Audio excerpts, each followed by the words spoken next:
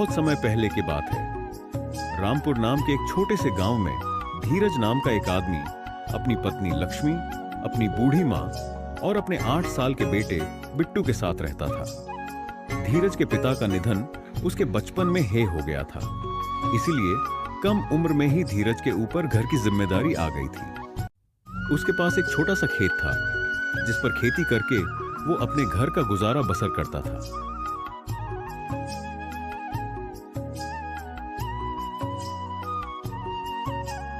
एक दिन की बात है, धीरज मां अचानक बीमार पड़ गई और दिन पर दिन उनकी तबीयत खराब होती चली गई। अपनी मां का इलाज करवाने के लिए मजबूरी में धीरज को अपनी जमीन बेचनी पड़ी। पर उसकी किस्मत तो देखो, जिस मां के लिए उसने अपनी जमीन बेची वो मां भी दुनिया से चली गई। अब धीरज की आर्थिक स्थिति धीरे धीरे और खराब होती चली गई। धीरज का जीवन दुखों से भर जाता है, इसलिए अब वो जमींदार के खेतों में मजदूरी करने लगा जिससे उसका घर चला सके।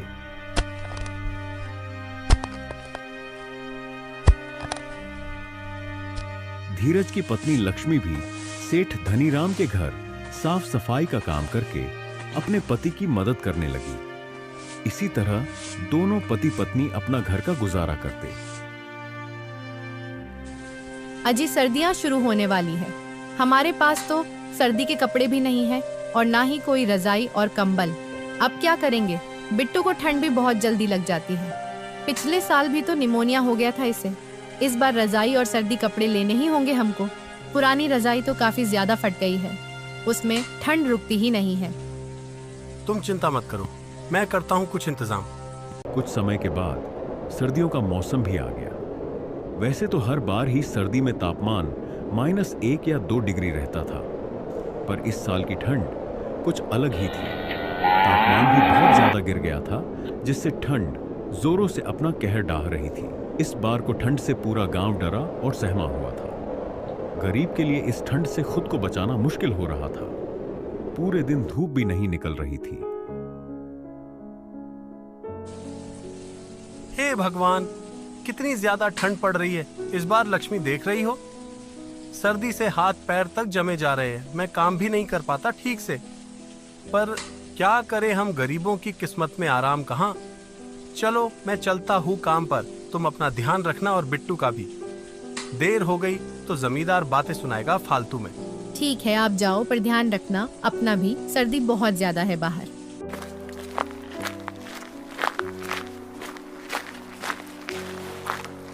बिट्टू, तेरे पापा तो चले गए अपने काम पर।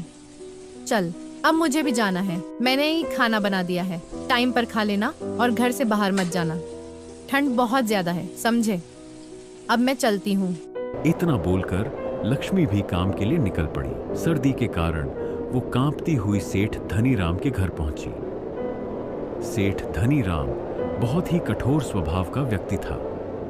वो अपने नौकरों पे चिल्ला रहा था। तभी उसकी नजर लक्ष्मी पर पड़ी और देखकर सेठ बोला, आ गई लक्ष्मी तुम भी? इतनी जल्दी क्यों कर दी? आराम से आती, अभी टाइम ही कितना हुआ है। माफ करना सेठ जी, वो ठंड बहुत ज्यादा है तो आज थोड़ी देर हो गई। पर आप नाराज मत होइए, मैं सब काम जल्दी जल्दी निपटा दूंगी। अब ये अच्छा बहाना है कि ठंड बहुत तेज है। मेरे आदमियों को देखो, सुबह 5 बजे ही आ जाते हैं। अब जाकर काम करो, और कल से लेट हुई तो काम से निकाल दूंगा, समझ आया? बेचारी लक्ष्मी सेठ की बातें सुनकर उदास हो जाती है, पर वो कर भी क्या सकती थी। उसकी मजबूरी थी काम करना। वह काम करने जा ही रही थी कि सेठानी भी वहां आ जाती है और सेठ को बोलती है, अरे ये इतना क्यों चिल्लाते रहते हो आप इस बेचारी पर? ठंड देखो कितने ज्यादा है। वो अपने घर का भी तो काम निपटा कर आती है यहाँ काम करने, और उसका छोटा बेटा ही है एक। कुछ तो सोच कर बोला कीजिए। जाओ लक्ष्मी, तुम आराम से काम करो अपना, और बाद में आग भी सेक लेना, सर्दी लग जाएगी ठंड में वरना। अरे भाग्यवान, तुम इन गरीबों को जानती नहीं हो अभी। ज्यादा सर पर मत चढ़ाओ इनको। इन्हें ठंड भी नहीं लगती है ज्यादा, आदत होती है इन्हें इन सब की। लक्ष्मी चुपचाप अपने काम एम लग जाती है बेचारी। उधर धीरज भी ठंड में कांपते हुए खेतों में काम कर रहा था। जमींदार धीरज और दूसरे मजदूरों पर सख्त निगरानी रखते हुए काम करवा रहा था। अरे ओ धीरज, जरा तेजी में हाथ चला, गर्मी आएगी शरीर में। तेजी में काम करो, सबके सब आलसी बन गए हो क्या? और सुन लो सब, अगर आज ये काम पूरा नहीं हुआ तो पैसे भूल जाओ आज के। चलो लगा जाओ अब 5G के स्पीड में। नहीं मालिक, मैं पूरी मेहनत से काम करूंगा। बस ठंड के कारण थोड़ा टाइम ज्यादा लग रहा है, पर आप चिंता ना करें, शाम तक काम पूरा हो जाएगा। सुबह से काम करते करते धीरज के पैर ठंड में अकड़ रहे थे, पर वो लगातार काम किए जा रहा था अपने परिवार की खातिर, और वो जमींदार आराम से आग सेक रहा था। हे भगवान, कुछ तो तरस खा हम गरीबों पर। थोड़ी धूप है निकाल दे, ताकि कुछ तो ठंड कम हो सके।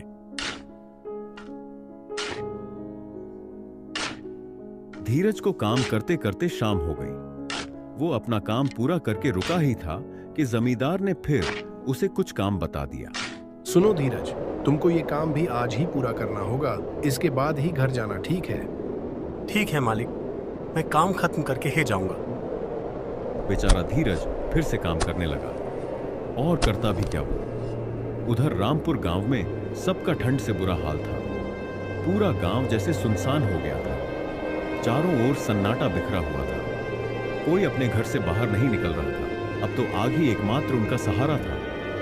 सब अपने अपने घरों में आग जलाकर सर्दी से बचने की कोशिश कर रहे थे।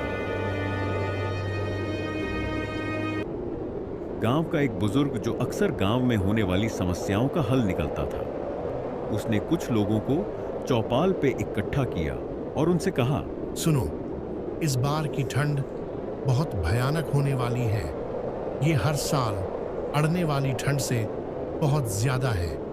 हमें मिलकर कुछ करना होगा, वरना ना जाने कितने घरों निगल ले ये ठंड इस बार। हमें हर घर में अलाव जलने की व्यवस्था करनी होगी। पर काका, इतनी ठंड में जंगल से लकड़ी लाएगा कौन? बेटा, डरने से कुछ नहीं होगा। हमने अगर इस ठंड से हार मान ली तो ना जाने कितने घरों के चूल्हे ठंडे हो जाएंगे हमेशा के लिए।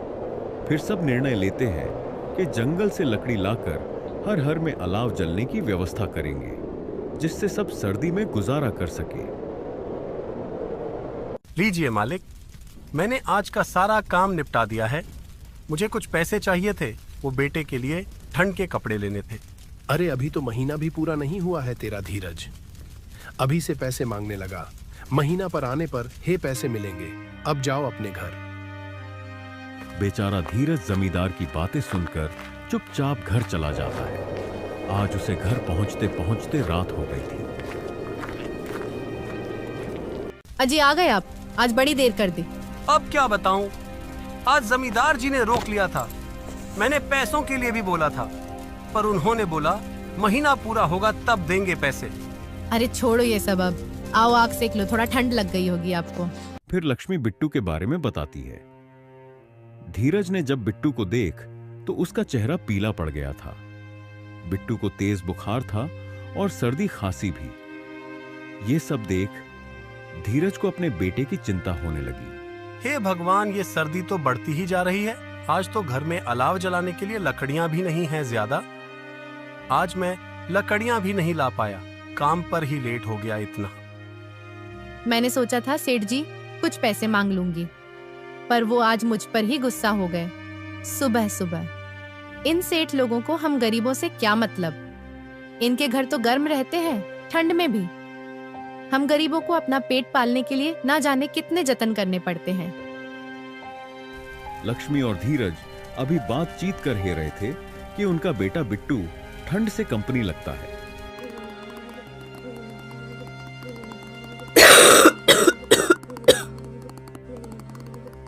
अरे ये क्या हो रहा है मेरे बेटे को भगवान? आग के पास बैठकर भी कांप रहा है। देखिए ना जी, क्या हो गया है मेरे बिट्टू को। इसे ठंड लगकर भीकर आ रहा है लक्ष्मी।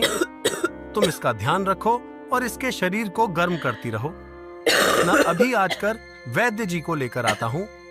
डरना मत, बिल्कुल भी कुछ नहीं होने दूंगा मैं अपने बेटे को। बस अभी आता हूँ। आधी रात का समय हो चुका था। बाहर ठंड इतना कहर बरसा रही थी कि पूछो मत। धीरज का मन बहुत घबरा रहा था।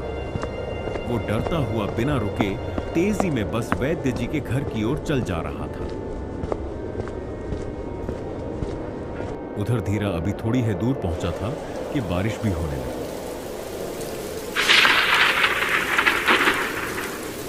उसका मन चिंताओं से भर गया।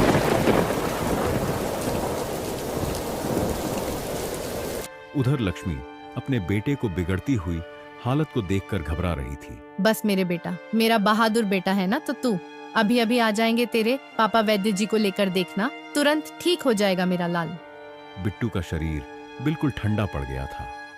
देखते ही देखते बिट्टू ने अपनी आंखें बंद कर ली और वो मासूम हमेशा के लिए सो गया। ये ठंड की काली रात बिट्टू को खा गई। एक मां की गोद सुनी कर गई। आज फिर एक गरीब ने ठंड से दम तोड़ दिया। नहीं, ये नहीं हो सकता। हाय रे मेरा बच्चा, बिट्टू कुछ बोल, मेरे लाल कुछ तो बोल।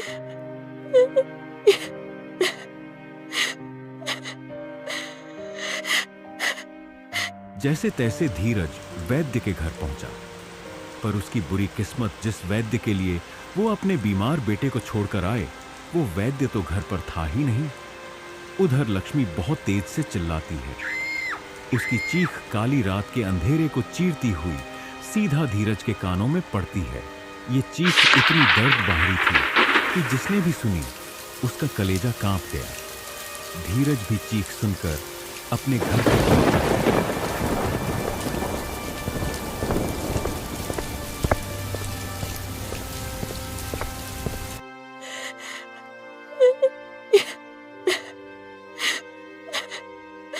हे भगवान लक्ष्मी, ये बिट्टू को क्या हो गया? ये ऐसे क्यों आंखें बंद करे लेता है? अब ये कभी अपनी आंखें नहीं खोलेगा। बिट्टू के पापा, खा गई ये ठंड हमारे बिट्टू को। हाय रे मेरा लाल, आजा मेरे पास। क्यों मेरी गोद सुनी कर दी भगवान? मुझे भी जाना है अपने बेटे साथ। अब मैं जीकर क्या करूंगी बिट्टू के पापा?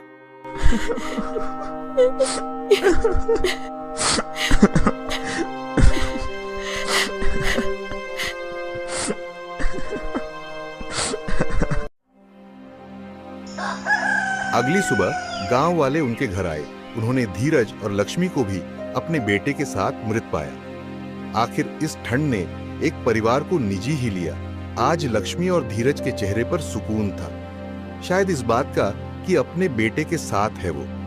रामपुर गांव के लिए ये एक और त्रासदी थी। दोस्तों, न जाने आज भी कितनी गरीब ठंड से मर जाते हैं। हमारे आसपास अगर कोई भी ऐसा दिखता है तो जरूर उसकी मदद करें।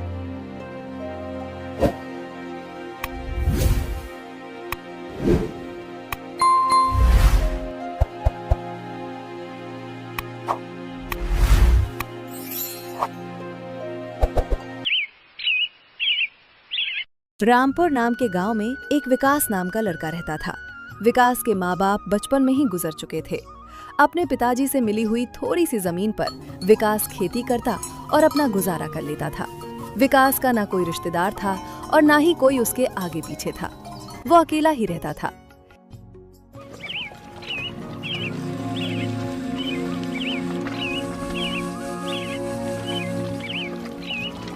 एक दिन ऐसे ही विकास खेत से आता है और अपने लिए खाना पकाने लगता है।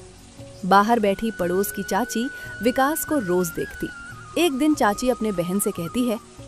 बाहर बैठी पड़ोस की चाची विकास को रोज देखती। एक दिन चाची अपने बहन से कहती है, कितना अच्छा लड़का है, सबसे कितने प्यार से रहता है, कितने प्यार से बात करता है। आज तक कभी किसी से कोई झगड़ा नहीं, लेकिन बेचारा अनाथ है। मैं इसे रोज देखती हूँ। रोज बेचारा खेत में जाता है, बहुत मेहनत मजदूरी करता है और घर वापस आकर बेचारा थका हारा अपने लिए खाना बनाता है। मुझे इस लड़के का स्वभाव बहुत अच्छा लगता है। दीदी, मैं सोच रही थी कि हमारी राधा के लिए ये लड़का ठीक रहेगा। क्यों ना आप इससे बात करके शादी के लिए मना ले। कमला, तूने तो मेरी मुंह की बात छीन ली। मैं भी तुझे यही कहने वाली थी। ऐसा लड़का तो ढूंढने से नहीं मिलेगा और विकास हमारी राधा को बहुत खुश रखेगा। राधा के लिए तो अच्छा ही है। इस लड़के के माँ बाप भी नहीं है, ना ही कोई रिश्तेदार है, तो राधा को ज्यादा काम करने की जरूरत भी नहीं पड़ेगी।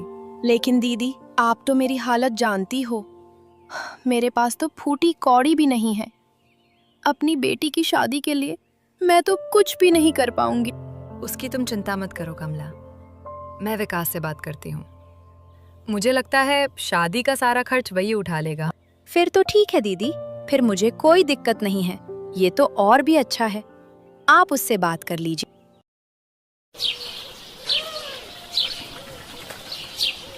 फिर वो चाची विकास के घर जाकर उससे बात करती है। अरे चाची, आप आइए ना, कुछ चाहिए था? नहीं बेटा, ऐसे ही तुझसे थोड़ी सी बात करनी थी। हाँ बोलिए ना चाची, क्या बात? बेटा, मैं रोज तुझे देखती हूँ तो खेत में जाता है, दिन भर काम करता है, थक हार कर घर आता है और फिर खुद ही सारा काम करता है, खाना बनाता है। बेटा, तू शादी क्यों नहीं कर लेता? अगर शादी कर लेगा तो तेरे आधे काम कम हो जाएंगे, फिर तुझे घर के कामों में ध्यान देने की कोई जरूरत नहीं पड़ेगी। ये आप क्या कह रही है चाची? मेरी शादी, मैंने तो इस बारे में कभी सोचा भी नहीं। पर मेरी शादी कौन करवाएगा? मैं ठहरा अनाथ, मेरा न कोई आगे है न पीछे, तो कौन करवाएगा मेरी शादी और कौन करेगा मुझसे शादी? अरे बेटा, ऐसा क्यों रहते हो? मैं हूं ना, मैं करवाऊंगी तुम्हारी शादी। मेरी नजर में तुम्हारे लिए एक बहुत अच्छी लड़की है, मेरी बहन की ही लड़की है। अगर तुम हाँ कहो तो मैं बात करूं? ये बात सुनकर विकास खुश हो जाता है और चाची से बोलता है, वो चाची, आपके जैसा सही लगे आप कीजिए, मुझे कोई दिक्कत नहीं है। वैसे भी मेरा है ही कौन। आपने मेरे बारे में इतना सोचा, वही मेरे लिए काफ़ी है। चाची, जैसा आपको ठीक लगे आप कीजिए, मुझे कोई आपत्ति नहीं है। लेकिन बेटा, मेरी बहन मेरी ही तरह बहुत गरीब है। जिस लड़की के बारे में बात कर रही हूँ उसका नाम राधा है और उसके पिता भी नहीं है। मैं कह रही थी, क्या शादी में जो भी खर्च आएगा क्या तुम उसे संभाल सकोगे? क्योंकि मेरी बहन तो कुछ करने से रही, उसके पास कुछ भी नहीं है। जी चाची, आप फिक्र मत कीजिए, मुझे मंजूर है। मेरे पास इतने दिनों से जमा किए हुए थोड़े बहुत पैसे हैं, मुझे लगता है उसमें सब कुछ हो जाएगा। मैं संभाल लूंगा, आप चिंता मत कीजिए। ये सब जानकर चाची और उसकी बहन बहुत खुश हो जाती है। फिर राधा और विकास की शादी करवाई जाती है। शादी के बाद राधा विकास के घर आ जाती है। राधा दिखने में बहुत ही ज्यादा खूबसूरत होती है। इतने अच्छी पत्नी को पाकर विकास बहुत खुश होता है। ऐसे ही कुछ समय गुजरता है। एक दिन विकास का दोस्त संजय आता है। अरे विकास, सुना है तुमने शादी कर ली? माफ करना दोस्त, मैं तेरी शादी में नहीं आ पाया। वो क्या है ना, मैं किसी काम से शहर गया था, आज ही लौटा हूँ। और कहाँ है हमारी भाभी? फिर विकास राधा को बाहर बुलाता।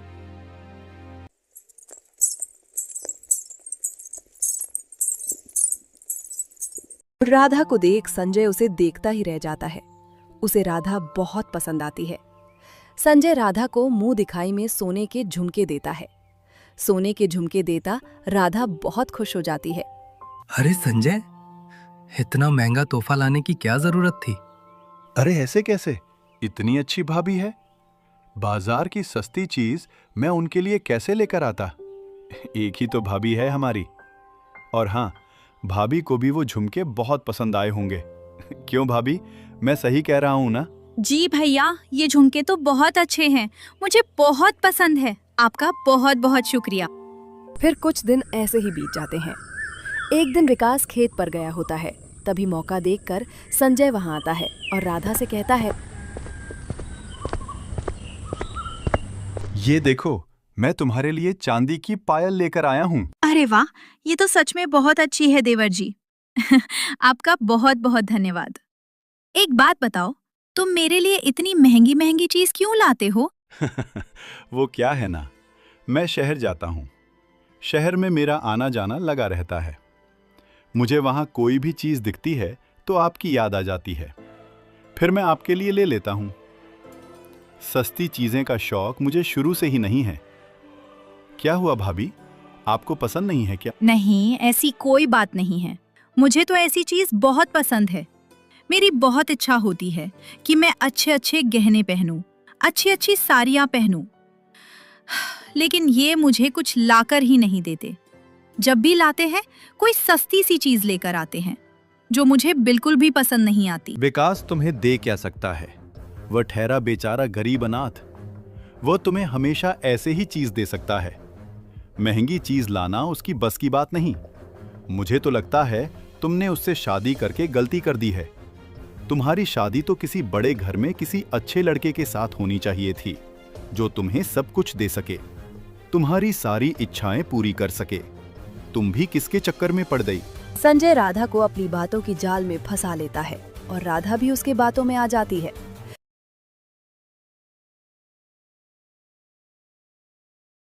फिर संजय रोज मौका देखकर विकास के घर आता है और राधा के लिए नई नई चीजें लाता है। राधा और संजय विकास को धोखा देकर चोरी चुपके मिलने लगते हैं। एक दिन संजय राधा से कहता है, हम कब तक ऐसे चोरी छुपे मिलते रहेंगे? तुम एक काम करो, तुम विकास को कुछ बहाना करके यहाँ से कहीं और भेज दो, फिर हमें चिंता करने की कोई जरूरत ही नहीं होगी। ठीक है, मैं ऐसा ही करती हूँ।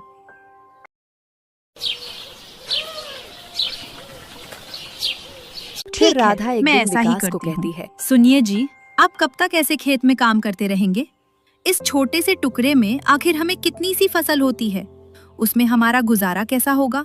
अभी तो हम दोनों ही हैं, कल को हमारे बच्चे होंगे, उनका गुजारा कैसे करेंगे? कुछ सोचा है मैंने? शादी से पहले न जाने क्या क्या सोच रखा था, लेकिन वैसा कुछ भी नहीं है। कितने दिनों से एक ही साड़ी पहन रही हूँ, आप मुझे एक नई साड़ी तक नहीं दिला सकते? क्या आपको नहीं लगता आपको खेती छोड़ देनी चाहिए और कोई व्यापार करना चाहिए? तुम ठीक कहती हो राधा, लेकिन मैं करूं तो क्या करूं? आप कुछ दिनों के लिए गांव से बाहर चले जाइए और शहर में जाकर कोई व्यापार कीजिए।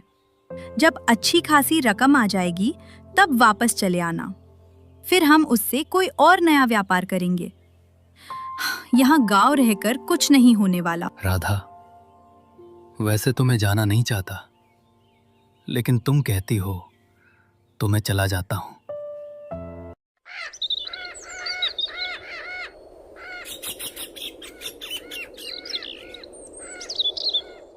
विकास अपने दोस्त संजय से मिलकर उसे कहता है, संजय, मैं व्यापार करने के लिए शहर जा रहा हूं। मेरी राधा का ख्याल रखना। संजय, तू तो जानता है तेरे अलावा मेरा और कोई दोस्त नहीं। राधा को तुम्हारे भरोसे छोड़कर जा रहा हूं, बस उसे कोई तकलीफ ना होने पाए, उसका ख्याल रखना। तुम्हें जब जब समय मिले इसकी खबर लेते रहना। अरे हाँ दोस्त, ये भी कोई कहने की बात है। तुम बिल्कुल निश्चिंत होकर जाओ, मैं भाभी का बहुत अच्छे से ख्याल रखूंगा। तुम उनकी कोई फिक्र मत करो, जितना जल्दी हो सके उतना जल्दी लौट आना। फिर विकास गांव छोड़कर शहर में व्यापार करने चला जाता है। शहर पहुंचते हैं। विकास देखा है कि उसके पैरों की चप्पल फट चुकी है। थोड़ी देर यहाँ वहाँ ढूंढने के बाद उसे एक मोची दिखाई देता है। वो उस मोची के पास जाता है और बोलता है, अरे भाई, मेरी चप्पल फट गई है, क्या तुम इसे सी सकते हो? हाँ, क्यों नहीं, मेरा तो काम ही यही है। दे दो, मैं ठीक करके देता हूं। अच्छा भाई, लेकिन कितने पैसे लोगे? अब क्या कहूं, तुम कुछ दे देना। ठीक है। फिर मोची उसकी चप्पल ठीक करके देता है। उसके बाद विकास उसे 2 रुपए देता है तो मोची कहता है, अरे ये क्या है, 2 रुपए? विकास को लगता है शायद उसने कम पैसे दे दिए, इसलिए वो 5 रुपए देता है। अरे ये क्या, 5 रुपए? अरे भाई, तुमने ही तो कहा था कुछ दे देना, अब तो मैं दुगना करके दे दिया, फिर भी तुम्हें कम ही लग रहे हैं। आखिर तुम चाहते क्या हो? मैंने तुमसे क्या कहा था कि कुछ दे देना, तो मैं कुछ चाहता हूं। कुछ का मतलब क्या है? मैं तुम्हें और क्या दे सकता हूं? वो मैं नहीं जानता, लेकिन मुझे कुछ चाहिए। मैंने तुम्हें चप्पल सीने के बदले कुछ मांगा था और तुमने हाँ कहा था, अब तुम मुझे कुछ दो। ये सारी बातें सुन विकास का सर चकरा जाता है। उसे कुछ समझ नहीं आता। फिर वहां पर एक बूढ़ा आदमी आता है। उसे देख विकास उसे रोक कर कहता है, सुनिए काका, कृपया मेरी मदद कर दीजिए। मैं इस मोची से अपनी फटी हुई चप्पल सिलवाई थी, बदले में मैंने इसे जब पैसे पूछे तो इसने मुझे कहा कि कुछ दे देना। मुझे भी लगा अपने मन से कुछ रुपए दे दूंगा। अब मैं जब इस पैसे दे रहा हूं तो इसे कम ही लग रहे हैं। ये मुझे पैसों के बदले कुछ मांग रहा है। वो बूढ़े काका सारी बातें समझ जाते हैं और विकास से कहते हैं, तुम यहाँ नए आए हो? जी काका, आज ही आया हूँ। अच्छा ठीक है, मैं इसे देखता हूँ। सुनो भाई, तुम एक काम करो, तुम्हें कुछ चाहिए ना, तुम मेरे साथ चलो, मैं तुम्हें कुछ देता हूँ। फिर वो बूढ़े काका मोची और विकास को अपने घर पर लेकर जाते हैं। उन्हें बाहर ही खड़ा कर घर के अंदर जाकर एक मटके के अंदर थोड़ी दही, कंकर, मिट्टी, ये सारी चीजें डाल देते हैं। अच्छा लो भाई, तो तुम्हें तुम्हारा कुछ मिल गया ना, अब इसे लेकर जाओ और निकलो यहाँ से। मोची का सर घूम जाता है। तुम अपने आप को बहुत होशियार समझते हो ना? तुमने ही तो कहा कि इसमें कुछ है और तुम्हें कुछ ही चाहिए था, तो अपना कुछ उठाओ और जाओ यहाँ से। मोची की चाल उस पर ही भारी पड़ जाती है। वो सिर झुका झुकाते हुए वहाँ से चला जाता है। उसके जाने के बाद वो बूढ़े काका विकास से कहते हैं, देखो बेटा, तुम यहाँ नए आए हो। ये कोई मामूली नगरी नहीं, ठगों की नगरी है। यहाँ तुम्हें बहुत संभाल कर लेना होगा। तुम मुझे शक्ल से तो बहुत सीधे साधे भोले भाले दिख रहे हो। यहाँ सीधे साधे लोगों का कोई काम नहीं। तुम्हें इन्हें यहाँ बहुत होशियारी से रहना पड़ेगा, नहीं तो कदम कदम पर लोग तुम्हें लूटने लगेंगे। यहाँ रहना आना आसान नहीं बेटा, यहाँ के लोग बहुत शातिर हैं। काका, मैं मजबूरी में यहाँ आया हूँ। दरअसल मैं व्यापार करना चाहता हूँ। गांव-गांव में जमीन का छोटा सा टुकड़ा है जिसमें मुझे कुछ भी फसल नहीं हो पाती, ना कि बराबर होती है। इसलिए मैंने सोचा कि शहर जाकर कोई व्यापारी कर लूं। थोड़े बहुत पैसे आ गए तो मैं यहाँ से गांव चला जाऊंगा, फिर वहां जाकर कोई व्यापार शुरू करूंगा। तब तक बाबा मुझे यहीं रहना होगा। बाबा, आपका बहुत बहुत शुक्रिया जो आपने उसल मोची से मुझे बचा लिया। नहीं तो पता नहीं वो कुछ के बदले मुझे क्या क्या मांग लेता। मैं तो फंसी गया था। बाबा, क्या आप मुझ पर एक एहसान और करेंगे? मैं यहाँ किसी को नहीं जानता। अगर हो सके तो मेरे कहीं रहने का इंतजाम कर दीजिए। मैं उसके लिए पैसे देने के लिए भी तैयार हूँ। बेटा, मैंने कहा ना, यहाँ रहना कोई आसान काम नहीं है। खैर छोड़ो, तुम यहाँ व्यापार करने आए हो, मैं तुम्हारी मदद करता हूँ। तुम्हें कहीं और जाने की जरूरत नहीं, तुम मेरे साथ रह सकते हो। दरअसल मैं और मेरी बेटी यहाँ रहते हैं। मेरी बेटी अपने मामा जी के घर गई हुई है। तब तक वैसे भी मैं अकेला ही हूँ। तुम मेरे साथ रह सकते हो, और हाँ, बदले में तुम्हें कुछ देने की जरूरत नहीं है। आपका बहुत बहुत धन्यवाद काका।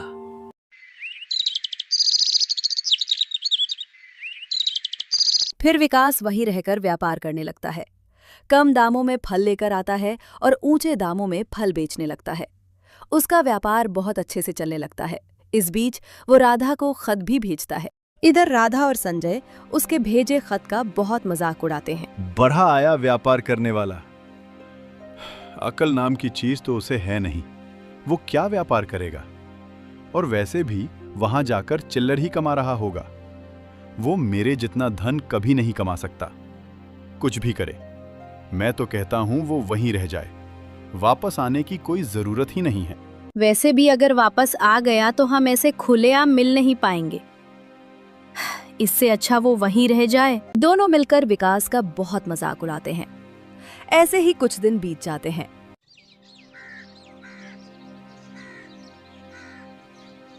एक दिन विकास जब फल बेच रहा होता है, तभी वहां से एक घोड़े पर सवार आदमी आकर बोलता है, घोड़ा ले लो, घोड़ा 200 रुपए में घोड़ा, सस्ते में घोड़ा ले लो। ये देख विकास सोच में पड़ जाता है।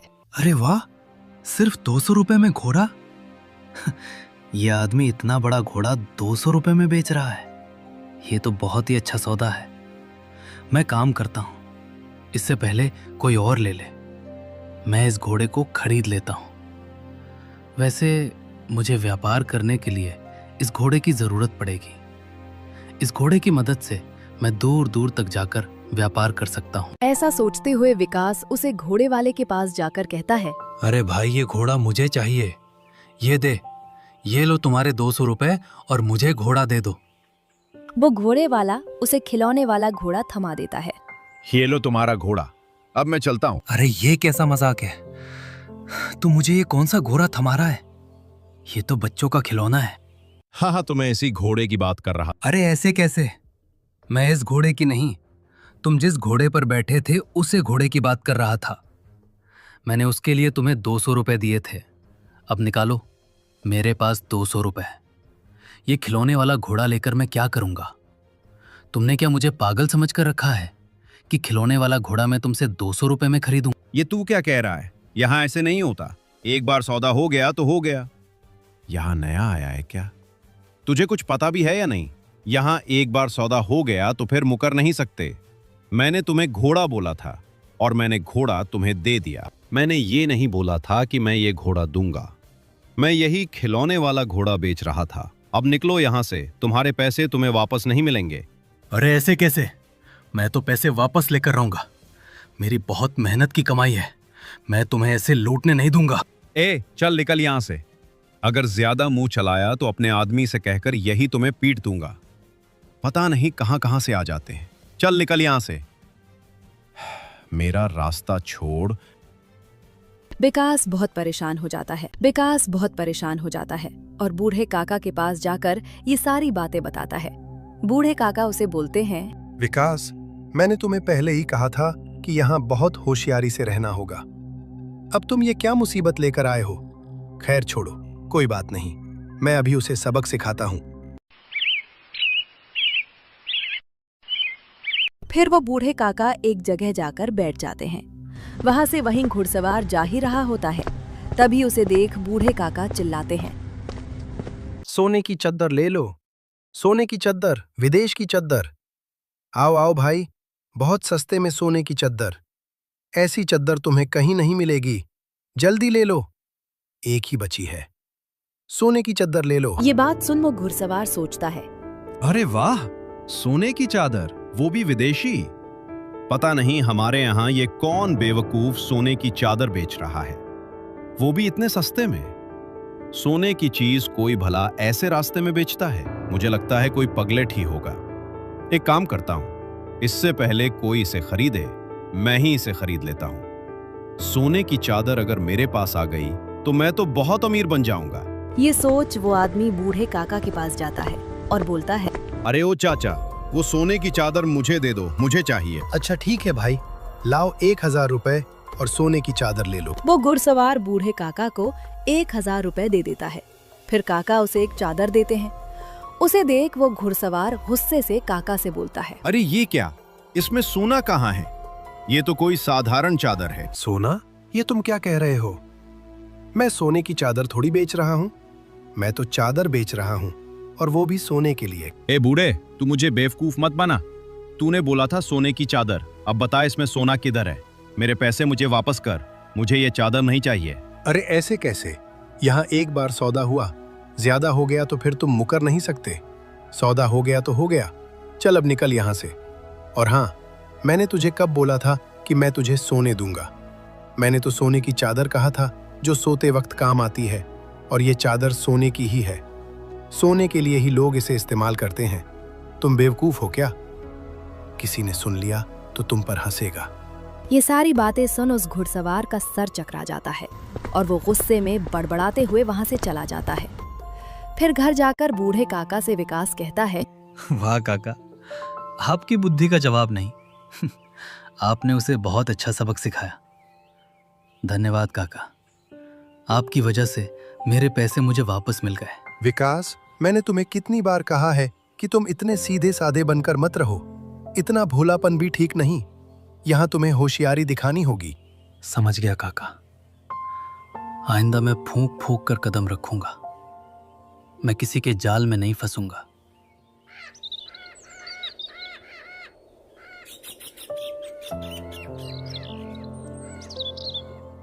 ऐसे ही कुछ दिन बीत जाते हैं। एक दिन एक अंधा आईने में अपने आप को देखकर अजीब अजीब शक्ल बना रहा होता है। तभी विकास को उसे देखकर हंसी आ जाती है। अंधे को ये देख बहुत गुस्सा आता है। वो विकास को कहता है, ए लड़के, तो मेरी आंख तुम्हारे पास है, मेरी आंख मुझे वापस करो। अरे ये तुम क्या कह रहे हो? तुम्हारी आंख मेरे पास नहीं है। छोड़ो हो मुझे, जाने दो। इसलिए तो तुम मुझे देखकर हंस रहे थे। मेरी आंख तुम्हारे ही पास है। अब मेरी आंख मुझे वापस करो, नहीं तो मैं तुम्हें यहाँ से जाने नहीं दूंगा। मैं चिल्ला चिल्ला के यहाँ सबको इकट्ठा कर लूंगा, फिर लोग तुम्हें बहुत पीटेंगे। इससे अच्छा मेरी आंख वापस कर दो। अरे ये कैसी मुसीबत है? मैंने क्या किया है? जाने दो मुझे। फिर विकास को बूढ़े काका की याद आती है और वो अंधे से कहता है, अच्छा ठीक है, ठीक है, मैं तुम्हें तुम्हारी आंख देने के लिए तैयार हूं। उसके लिए तुम्हें मेरे साथ मेरे घर चलना होगा। विकास उस अंधे को लेकर बूढ़े काका के घर आ जाता है और बूढ़े काका को सारी बातें बताता है। बूढ़े काका विकास को अंदर ले जाकर उसे डांटते हैं और बोलते हैं, ये क्या है विकास? मैंने तुम्हें कितनी बार कहा है, फिर भी तुम बाज नहीं आते। एक ना एक मुसीबत घर पर लेकर आते हो। मैं कितनी बार तुम्हारी मदद करूं, तुम सुधरते क्यों नहीं? तुम्हारे पास दिमाग है भी या नहीं? तुम बार बार इन लोगों के जाल में क्यों फंस जाते हो?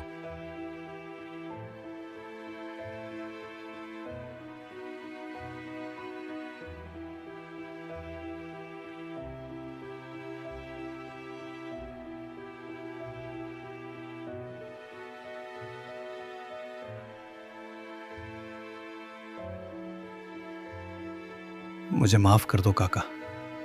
इस बार तो मैंने कुछ किया भी नहीं था, बस उसे देखकर मुझे थोड़ी हंसी आ गई थी और उस अंधे ने मुझे वहीं पकड़ लिया। अगर मैं उसे यहां नहीं लेकर आया था तो लोगों की भीड़ इकट्ठा कर मुझे तो पिटवा देता। अब आप ही मुझे मेरी सहायता कर दीजिए काका जी, इससे मुझे बचा लीजिए। मैं इसे आंख कहां से दूंगा? ठीक है, मैं कुछ करता हूं। सुनो भाई, तुम्हें तुम्हारी आंख चाहिए ना? तुम एक काम करो, तुम आज यहाँ से जाओ और कल यहीं आकर तुम्हारी आंख लेकर जाना। ठीक है, मैं आज के दिन इंतजार कर लेता हूँ। कल मुझे किसी भी हालत में मेरी आंख चाहिए। इतना कहकर वो अंधा वहां से चला जाता है और फिर वो बूढ़े काका विकास से कहते हैं, एक काम करो विकास, कसाई के पास जाकर तुम बकरे की बहुत सारी आंखें लेकर आओ। विकास ऐसा ही करता है। कसाई के पास जाकर बकरे की आंखें लेकर आता है और फिर दूसरे दिन वो अंधा बूढ़े काका के घर आता है और अपनी आंख मांगता है। तब वो काका उसे बकरे की आंखें दिखाते हैं और बोलते हैं, देखो इसमें बहुत सारी आंखें हैं। दरअसल मेरे पास काफी लोगों की आंखें हैं। अब इनमें से तुम्हारी आंख कौन सी है, वो तुम खुद देखो और ले लो। वो आंखें देखकर अंधा चकरा जाता है। वो मन ही मन सोचता है, अरे ये क्या, ये तो फंसा उल्टा पड़ गया। ये दोनों के दोनों बेवकूफ है क्या, या फिर मैं ही बेवकूफ हूं? मैंने तो सोचा था आंख बदले बहुत सारी रकम वसूल कर लूंगा, लेकिन ये क्या हो गया? ये तो मुझे सचमुच आंख दे रहे हैं। पता नहीं किस किस की आंख निकाल कर लाए हैं। मुझे लगता है मैं गलत जगह फंस गया हूं। ये दोनों मुझे कुछ ठीक नहीं लग रहा। हे, मुझे यहां से फौरन निकलना होगा। नहीं नहीं, मुझे कोई आंख नहीं चाहिए, मैं चलता हूं। ऐसा कहकर वो अंधा वहां से भाग जाता है। उस अंधे के वहां से जाने के बाद वो बूढ़े काका विकास को भी बहुत डांटते हैं। फिर कुछ दिन ऐसे ही बीत जाते हैं। फिर विकास का व्यापार बहुत अच्छे से चलने लगता है और विकास काफी पैसे जमा कर लेता है। एक दिन बूढ़े काका से कहता है, काका जी, अब मेरे पास काफी रकम जमा हो गई है। मैं सोच रहा हूं अब गांव वापस चला जाऊं। अब मैं गांव जाकर और कोई व्यापार कर लूंगा। अच्छा बेटा, अगर तुम जाना चाहते हो तो जाओ। वैसे भी बेटा, तुम बहुत सरल और सीधे साधे हो। यहाँ शहर में तुम ज्यादा टिक भी नहीं पाओगे। तुम्हारा यहाँ से जाना ही सही रहेगा। तुम गांव जाकर ही कोई और व्यापार कर लेना। हाँ काका, मैं भी यही सोच रहा था। वैसे बाबा, आपका बहुत बहुत धन्यवाद। अगर आप ना होते तो पता नहीं मेरा क्या होता। ये नगरी तो सचमुच मेरे लायक नहीं है। मैं यहाँ टिक ही नहीं पाता। आपने मेरी बहुत सहायता की है, समय समय पर मेरी जान बचाई है। नहीं तो पता नहीं, मैं तो इन लोगों के बीच फंसकर रह जाता, कुछ भी नहीं कर पाता। कोई बात नहीं बेटा, तुम जाने की तैयारी करो। और हाँ बेटा, जाने के पहले मेरी 3 बातें याद रखना। सबसे पहली बात, जितना हो जितना हो सके पैसे कमाने के लिए या रोटी के लिए कभी परदेश मत जाना। घर में मिलने वाली रूखी सूखी रोटी ही परदेश में मिलने वाली रोटी से ज्यादा अच्छी होती है। दूसरी बात, हमेशा अपनी समझ पर ही भरोसा करना। कभी भी घर की औरतों की बातें मानकर परदेश की यात्रा मत करना, क्योंकि औरतें व्यापार के बारे में कुछ समझ नहीं पाती, तो तुम्हें जो सही लगे वही करना। और तीसरी बात, कभी अपनी पत्नी को दोस्त के भरोसे कभी मत छोड़ना। कभी अपने दोस्त के ऊपर भरोसा मत करना, क्योंकि अक्सर ऐसे ही लोग धोखा दे देते हैं। ये सारी बातें सुन विलास का सिर घूम जाता है। वो बहुत परेशान हो जाता है और काका से कहता है, काका जी, मैंने बहुत बड़ी गलती कर दी है। आपने जो मुझे 3 सीख दी है, मैंने वही किया है जो मुझे नहीं करना चाहिए था। मैंने ये तीनों भी गलती की है। काका जी, अब मैं क्या करूंगा? हे भगवान, सच में बेटा, तुम तो बहुत ही भोले भाले हो, बहुत ही सीधे हो। तुमने वही कर दिया जो तुम्हें नहीं करना चाहिए था। खैर छोड़ो, अब तुम जाओ। वापस जाओगे तो तुम्हें ऐसा कुछ देखने को मिलेगा जो तुम देखना नहीं चाहोगे। लेकिन तुम हिम्मत रखना और हिम्मत से फैसला लेना। गुस्से में आकर कोई गलत कदम मत उठाना। जितना हो सके शांति से फैसला लेना।